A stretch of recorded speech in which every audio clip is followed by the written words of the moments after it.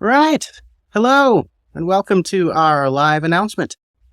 Today, I'm going to be doing most of the talking as Abbey has unfortunately gotten really sick and has almost completely lost her voice. She has, however, prepared cards to emphasize points with. So, we want to honor your time. So here's an overview. God's been working on our hearts. We've had the worst year of our lives. We feel called to become missionaries in South Africa. It's going to take us 2 years, but we are going to need to leave Texas in about 6 months. We're moving back to West Virginia until we can go. And the middle is the scariest part, And then at the end, we're going to have a few points of clarification and some FAQs from the private conversations that we've had so far. So let's tell the whole story.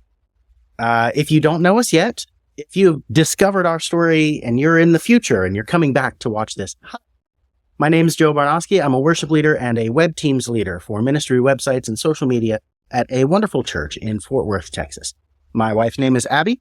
Her parents accepted the call to become missionaries to Kenya in the year 2000. She lived in Kenya for about 10 years or so before coming to the States for college, meeting me, falling in love, getting married, having kids, and running her own successful small business as a doula, which is a support person for women through pregnancy, childbirth, and postpartum care. We have 2 awesome kids. Penny is 9. Penny, come here. Come say hi. Chloe. Penny is 9 and Chloe is 6. Say hi, Chloe. So that's a solid foundation or a launch pad of where we are as we're starting this ministry as we get going. So if this is a launch pad on this day, March 11th, 2024, where are we launching to and why are we launching anywhere? So we wanted to share these details with you publicly, and if you have any questions, let us know. So, God has been working on our hearts for a while as far as what the next step in our family and our ministry looks like. When we first came to Texas, when I accepted the job at Light of the World, we genuinely expected 10 to 15, maybe 20 years here. Like, we talked about it, we prayed about it. We knew when we accepted this job that we weren't going to be here forever. Like, this is not going to be the church that we retire at. This is not where we're going to die and be buried.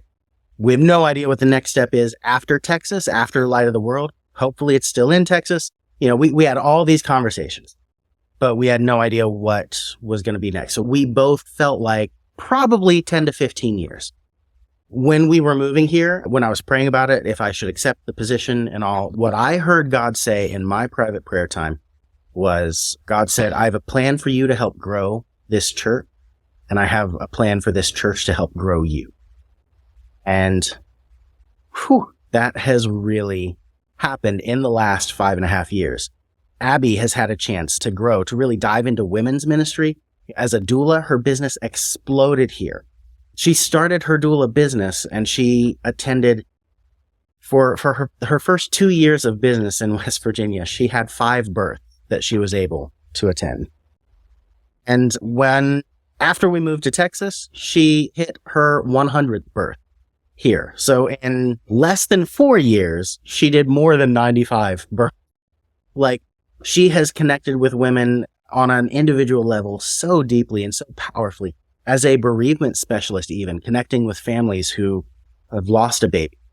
In women's ministry at Light of the World, getting to know women one-on-one and kind of do life together and share joys and sorrows, Like, she's really connected with her calling and her ministry individually. I've grown by leaps and bounds. I feel way more focused theologically. Sometimes I would accidentally step over a line, not realizing there was a line. Like, I've learned so much about churches and denominations and like why we believe what we believe. Been really wonderful.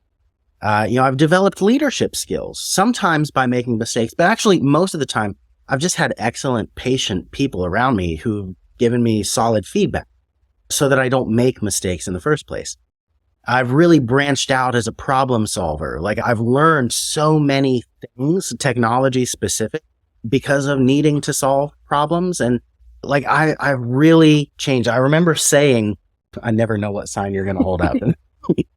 I remember saying when I hit the 3-year mark here, I came home from a really good worship practice and I told Abbey, I said, I so desperately wish that 3 years ago I could have been the person that I am now, and all the stuff that I've learned and the ways that I, figured out how to manage teams, how to have relationships with people and manage dynamics. Like, there's so much cool stuff that I've picked up in the last 3 years. I wish I would have known all of this when I first got here.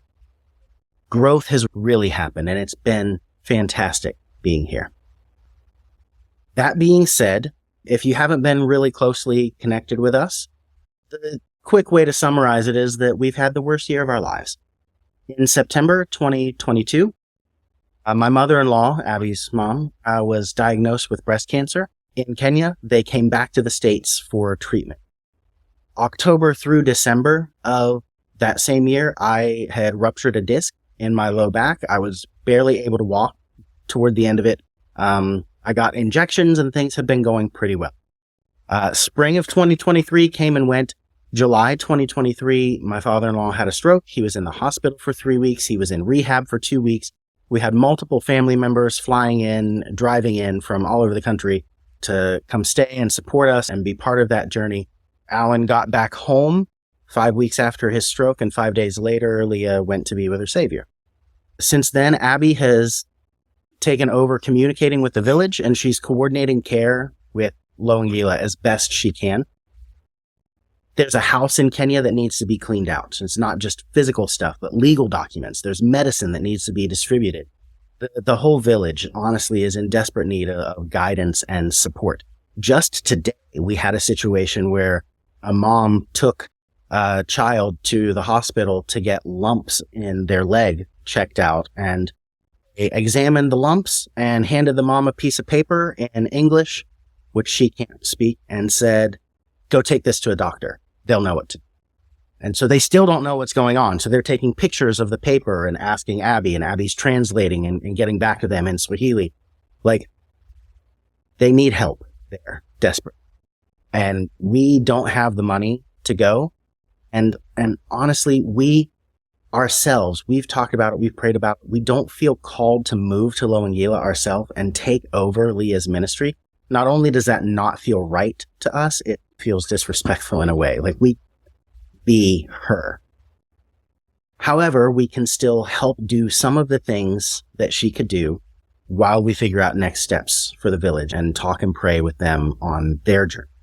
Alan is still recovering. He is really eager back to Kenya. He's just not physically able to. So we've got his journey there. And over the last 6 months, we've really been clinging to God. We've been reading scripture. We've been spending time in prayer and asking God, what are we supposed to do? Do we move there and take stuff over? No. Do we go for 2 or 3 months out of the year and then we're back in the States for 10 months? Like, that doesn't feel right. Do we go for a few short trips and just help out, as much as we can while we're there in little spurts? Like, that kind of sounds doable, except Abbey can't travel by herself. It's not safe for a woman to travel alone. And so what do? How can we enable short trips to Kenya while still doing the ministry that I feel called to, the ministry that she feels called to? And then, it just kind of hit me one day while I was praying and thinking through everything. If we lived closer to Kenya, short trips would be way more accessible. So I started thinking, normally they fly from the States through London. From London, there's usually a short hop to Amsterdam or Germany or Egypt, and then they get down to Kenya from there. So what if I found a worship job in England? Like, what if I just take what I'm doing here and plug it in on the other side of the Atlantic? Not only would we drink tea and eat crumpets, but I'd have a whole new market for my skills. There are so many churches that I could connect with and just help out. Like, I'm really inspired to help people grow and do ministry more effectively. Abbey would be able to volunteer in hospitals. We didn't research very deeply, but doulas seem to be a lot less regulated there, so she would be able to just plug in and help women do what they do, right? Alan would have socialized healthcare for the rest of his recovery. Long term, we would need to be somewhere where healthcare is affordable. So it's either got to be socialized healthcare or something that's just plain cheap. Kenya. There was a woman a few weeks ago from the village who has AIDS, and she was hospitalized for a separate issue. She was in the hospital for 3 weeks, and when she got out, they were looking for help the massive medical bill of $170. Alan was hospitalized for 3 weeks and had a bill of $150,000. So England sounds great. Kenya, Africa sounds great. Like, it's either got to be socialized healthcare or cheap healthcare in the long term. So I do want to be super clear. I'm so sorry. Someone is calling in the middle of this. Thank you. I want to be super clear. We never thought of leaving here because we're just fed up with Light of the World. No one ticked us off and made us want to leave. There's no bad blood. This is 100%. Where does my family need to be in order to do the things that God has called us to do most effectively? And so at first it really looked like England. England made a lot of sense. So I did some research. I, looked for worship jobs in England, and no doors opened up. There are not many churches that are willing to sponsor a work visa and move somebody over. And so in the process of looking through church jobs overseas that would get us closer to Kenya, I had a conversation with that. She said, what about finding a church job in Kenya or anywhere in Africa, really? Like, why are we not looking for that? And I, worship jobs aren't going to be likely to be found. There's a very different economy. And even if I did find a worship job at a church, it's going to be a different style of music. It's a very different skill set than what I have and what I'm good at. As far as ministry jobs, like preaching jobs, I'm not exactly qualified for that. I'm not an ordained minister in any denomination. And beyond that, even, I looked for church jobs in Kenya and there's nothing. And what do you do with that, right? So on a lark, I started searching church jobs in Africa. And Google said, oh, you mean South Africa? And I said, no, I mean like Africa, like anywhere in Africa. Show me jobs in Africa. And they're like, you got to pick a country. We can't just say all of Africa. There's too many countries. You got to pick a country. So every time you type in Africa, we're going to give you search results for South Africa. So I kind of gave up. I was like, I have to do more research on African countries before I can even, and really, like, what are flight prices going to be like? Even on a lark, I looked at, can I find a church job in Ethiopia? Because Ethiopia borders Kenya. So surely it's really cheap to travel to Kenya from there, right? A single person flight from Ethiopia to Kenya is $1,300 a person. And they're next to each other. So I kind of walked away for a few days. And then TikTok starts showing both of us videos about checking out Cape Town, South Africa. Check out Johannesburg, South Africa. Check out all the cool things you can do in South Africa. So on a lark, I Googled flight prices. From South Africa to Kenya is usually under $600. Much more affordable. Okay, so what is it going to cost to get us there, From the USA to South Africa is usually under $1,000, and many times it's under $7,000. This research got us to the point of saying most of the time, flights through London to Kenya have cost the Flemings like $2,000 a ticket. Like, it's actually cheaper to get to Kenya through South Africa most of the time, and the flight is only an hour or two longer. This is where we should be going anyway, right? So ultimately, we start looking up South African culture. We start looking up South African languages. Pro tip, it's mostly English. Like, everything about South Africa that we learned, just as, is this a place in the world we would want to go?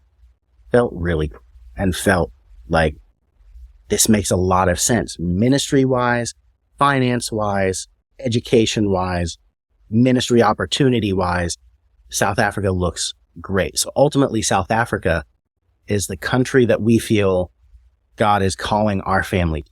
So the biggest question at this point is, I want to pause here and say, have I missed anything? Have I left anything out? Is there? Okay. So our family decided on South Africa. I came home from worship practice one night and I walked in the door and I was exhausted. I opened the bedroom door and Abbey is sitting on the bed and she slaps the bed and she goes, Joe, we're dumb. I said, what are you talking about? She said, what do you call a Christian that goes to another country to help spread the gospel? I was like, honey, I am toasted from work right now. It's been a very long day. You're going to have to feed this one to me. She goes, you call them missionaries. Why are we not looking for missions agencies that want to help people go spread the gospel? I said, oh, we're dumb, right? So let's look for missions agencies that are active in Africa that would get us close. We would love to find South Africa. Let's see what we can find. And so we both did some research, and we found a lot of missions agencies that, to put it in modern parlance, there's a lot of missions agencies out there that just something doesn't feel right or just really doesn't align with us. There's one in particular that is like airplanes and flight stuff is all they care about. Like if you want to be a pilot or if you want to be in the back of a plane and throwing things out of the back of a plane on parachutes to drop them in the middle of places, like that's the missions agency for you. That's not what we feel called to do with our lives. So we both looked at a bunch of missions agencies and we both found the same one. And I'm only hesitant to bring up their name right now because they haven't said yes yet. So we'll get to that. But we started looking at this missions agency, this one in particular, and we looked at positions that they have open, things that they're looking for help with in South Africa. There are 14 in one city, and we qualify for 9 of them. So we start reading their website. First thing we did was found their statement of faith. What do they believe? And we agree with everything they say. We looked at a few blog posts that they've done about ministry around the world. They have 1,000 missionaries in 84 countries. Like, this isn't a small time operation. These people really know what they're doing. I even had that little heart check. Am I going to step away from worship ministry to become a missionary? You know, like, worship ministry is something I've been doing since I was 14 years old. It's been more than half of my life. If this is where God wants me to go and this is what God wants me to do, I'll do it. I kind of was hoping to find a worship job, you know? The next on the missions agency's public Facebook, they posted a John Piper quote that said, missions is not the ultimate goal of the church. Worship is. Missions must happen because worship isn't.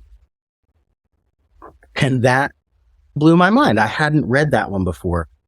And I just, that missions is worship.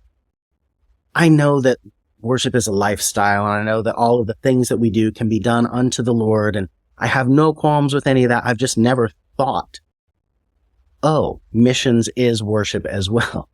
And so immediately I felt that salve on my heart, like, I'm still in it somehow, right?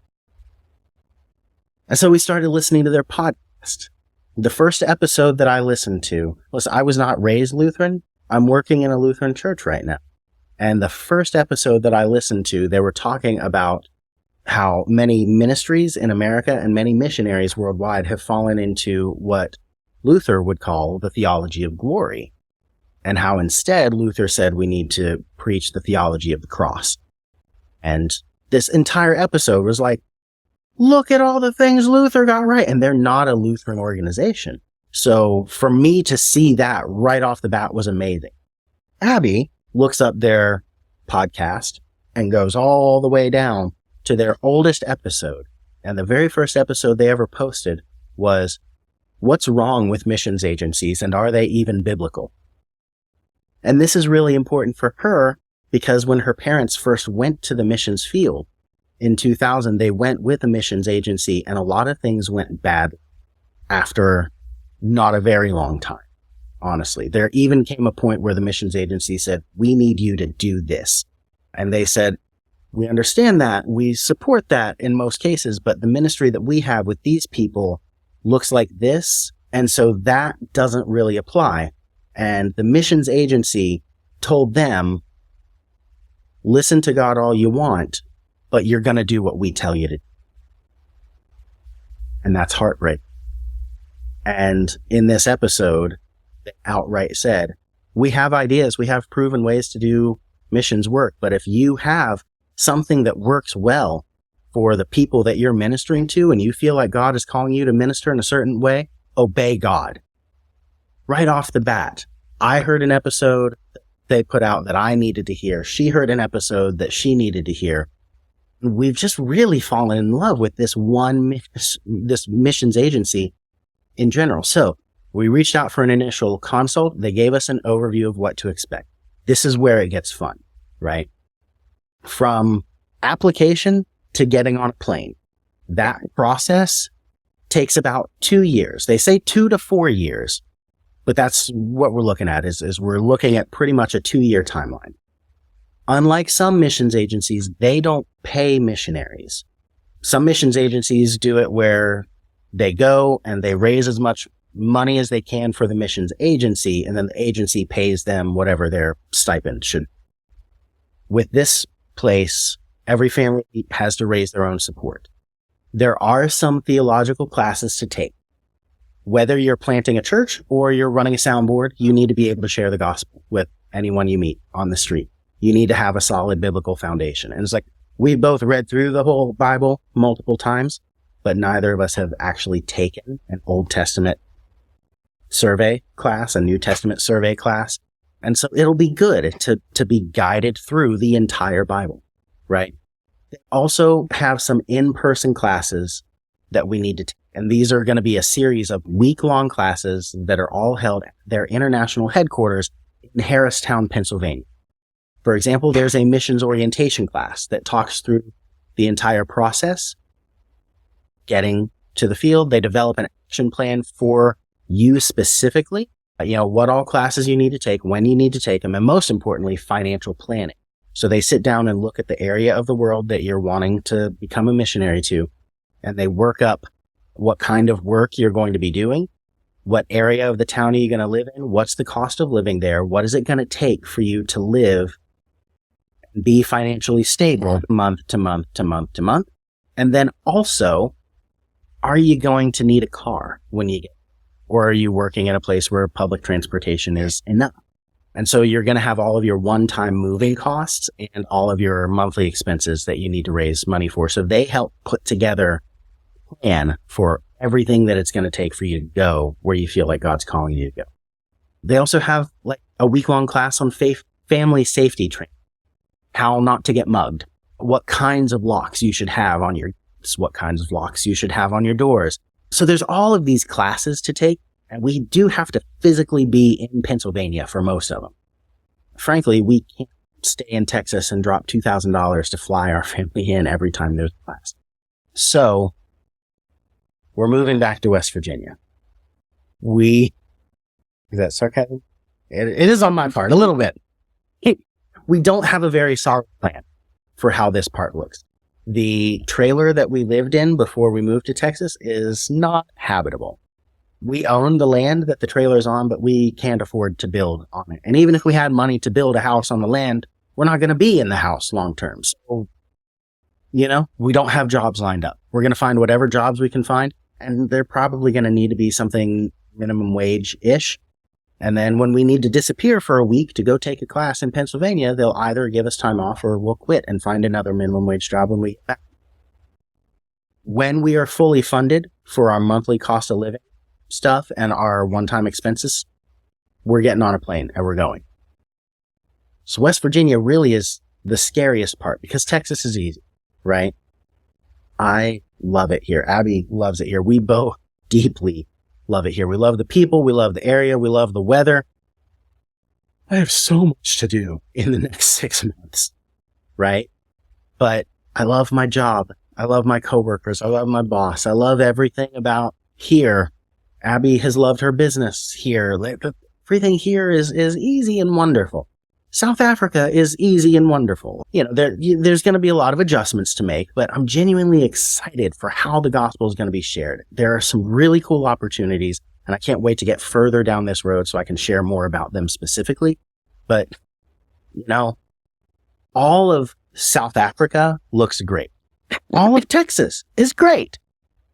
Not having a job, not really knowing where we're going to stay for the next 18 months or so, That's nerve-wracking. Personally, when we left West Virginia, I was working 50 hours a week at one job. I was working 20 hours a week at another job. And then I was working 5 to 20 hours a week on top of that, doing gigs and trying to earn money online. Honestly, I'm personally a little bit terrified of going back to that because it really looks like I'm probably going to be working 50 hours a week to support the family and then taking classes online for 20 hours a week and sending fundraising messages and scheduling talks for another 5 to 20 hours. Like, I feel like I'm going back to the hardest period of my life in the place that was hardest for us to live. So scary. But God is sovereign. He'll make a way. And there's nothing more to say, really. We don't know what it looks like. We're not jumping in blindly, but we are having to step forward in faith because this is where God is calling us ultimately. And that is the middle step that we need to take to get there. So, a few things at the end. Oh, yes. We also have Alan to consider. He is open to the possibility of working with the missions agency as well. But again, he's continuing his rehab and his strengthening process. And so he is going to come to West Virginia with us. We don't have a plan yet for where he'll stay or what he'll do while he's there. We have a lot of, we still don't know where we're going to stay exactly. There's a lot of stuff to figure out in the next 6 months. And we don't know how it's going to go. The missions agency is able to send him to Kenya, help him, organize ministry in Kenya and organize people to come assist and help. Then that's all great and wonderful. If he comes to South Africa with us and continues getting stronger until he's ready to make one short flight up there, so be it. However we get there, ultimately, we are going to South Africa as missionaries. He's going back to Kenya as a missionary. All the middle, that's fuzzy. So there's a lot to figure out. In closing, there are a few things that we want to clarify, a few questions that have come up over and over. And so we wanted to just kind of, knock it out. It would be really easy to say, oh, well, Alan and Abbey both came from Kenya, both from Africa. Joe's finally giving in to everything that they want to do. That's not the case. This is not something that Abbey has been desperate for 12 years and she finally convinced me. This is not me giving in to anyone else's desires. Also, this is not something that we're doing because he passed away and the missionary mantle has now been passed down to us and it's up to us to go and change the world. We have always intended to one day be able to live anywhere in the world and minister to people relationally, educationally, and entrepreneurially. We've even talked before about how I would like to learn metal forging, how to melt metal and put it into forms and shape things. And then we can go to countries and go to trash heaps and melt down trash and make things to sell and start a business doing that. Teach a few locals how to do it, minister to them, hand the business off to them, and go somewhere else. That was legit my life plan, 10 years ago. So we've always wanted to go help people do things. We just never knew how. We never knew when. We very clearly felt called to Texas, and now we very clearly feel called to South Africa. This is something that's been coming for a long time. This is not like an overnight flip switch kind of thing. It actually was just a little over a year ago. It was last February. Abbey and I both felt from God separately that we needed to start decluttering. We needed to start getting rid of all of our excess possessions. And both of us are like, why, Lord? And he's been very silent on that. And it was later that night. I was like, I had the weirdest thing happen while I was in the shower earlier. I just really felt like this. And she was like, what? It was a whole conversation. And so we've decluttered for a while, not knowing what the next step is, but I'm glad we're not starting next. And lastly, we're definitely not giving up on Kenya. This is not us in Longila and everything there is going to be what it is. And we're going to South Africa and this is our lives now. We do still feel called to make sure that Longila is able to survive well, that they are fed, that they are clothed, that they are cared for medically until until additional help can get there. We're still hoping to do some short trips there to do what we can. And we don't know what God's ultimate plan for Longila is. We're not giving up on Kenya. We're reorienting our lives to make support for Kenya easier while we fulfill the mission that God has for us. So we are starting a 2 to 4 year process according to the missions agency. We're going to do everything we can to make it 2 or less. We have theological classes to take. We have classes to take at World Missions Headquarters. We're still waiting to hear yes from the organization in the first place. But this is where we're going. This is what we're doing. We're excited for it. We're terrified about it. But this is what we have. So, thank you for being here, for being part of our journey. Thank you for being part of our lives. We love you. Can't wait to share the next steps with you. He wants to show this. Penny and Chloe made this to hold up earlier, but you weren't able to see it because it was so far away and they chose complementary colors. All right. Well, love you guys dearly. There weren't any questions.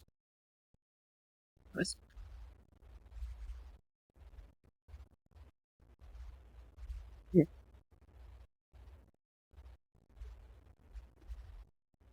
Liz, you're absolutely right. All right. So this is our family. This is what we're doing. Thank you guys so much for being part of it all. We look forward to the next 6 months, the next 2 years, and the lifetime after that. Please stay in touch. We'll talk soon.